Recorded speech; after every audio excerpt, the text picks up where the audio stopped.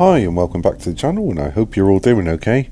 Right, we've got a couple of things that I've come across quite late this evening, and as you can see from the thumbnail, one of them is going to certainly cause a lot of conversation over the coming weeks. It's going to be asked a lot, probably during this weekend's Grand Prix, and certainly I think there's going to be a lot of chat about it for a good couple of weeks until something else comes along and quietens it down. But first of all, I want to start off with Stella. So Stella has backed up some of the questions asked about the spectacle side of the Las Vegas Grand Prix.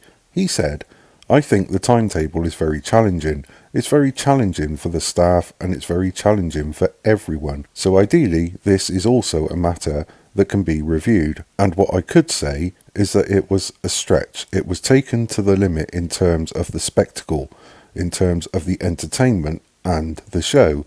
I think it's good to some extent because I'm sure it was enjoyed, but we just have to ask ourselves whether that's just going a little too far." And it's funny really, because a lot more talk about the whole show side of the Las Vegas Grand Prix is coming out now. I suppose the teams and principals, team bosses, whatever, have had time to recover after the jet lag. And this is why we're hearing a lot more about it now. But we're going to come on to Nico Rosberg, because he expects Lewis Hamilton to bounce back and fight for the Drivers' Championship title in 2024. Asked by the Daily Mail whether or not he believes Mercedes and Hamilton can fight Red Bull next season, he replied, "I believe in Mercedes' ability because I was there. I know how strong they are. It's always still the same people, so certainly there is a chance that Hamilton could once again fight for the championship next year." Then asked whether or not he would be happy to see Hamilton win his 8th title, Rosberg said, "I would be happy if Mercedes won because that's kind of my racing family from the past.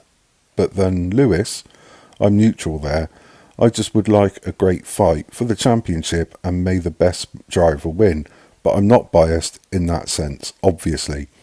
And to be honest, I think we all really do want to see a great fight for the championship. We've been waiting a while and we need to see more competition, I think. So I agree with him on that. And Johnny Herbert has said Mercedes are failing to deliver on their promise of a race-winning car for Lewis Hamilton.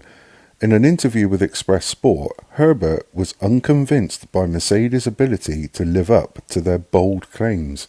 That's quite an interesting comment from Johnny, I think, especially given with what the thumbnail was all about.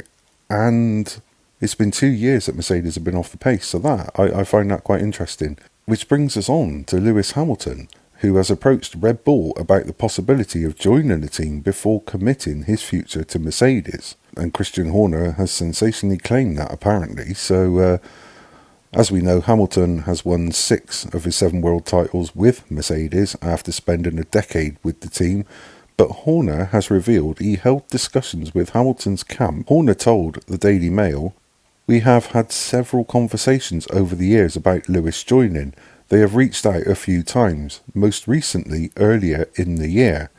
There was an inquiry about whether there would be any interest." And again, that's quite interesting because, in all fairness, if Lewis was going to go anywhere other than Mercedes, I would have put it down to him going to Ferrari, not Red Bull, because I can't see him and Max getting along in the same team. So I'm surprised, if anything, if he was going to leave Mercedes. And when you take into account what Johnny Herbert has said, it's quite interesting that, there was obviously doubt in his mind. But still, we'll see how that plays out. And if Mercedes can't deliver him a car in 2024, who's to say he's going to stay there for 2 years? We just don't know. And finally, F1 bosses have moved to calm fears raised over whether the Abu Dhabi Grand Prix should go ahead after the UK government released guidance warning of potential terrorist attacks. Guidance on the official government website states there is a high threat of terrorist attack in the United Arab Emirates, adding that British nationals should be vigilant in trying to identify possible attacks. However, F1 are not currently concerned about the change in their advice, nor have they received information that the change will have any impact on the situation.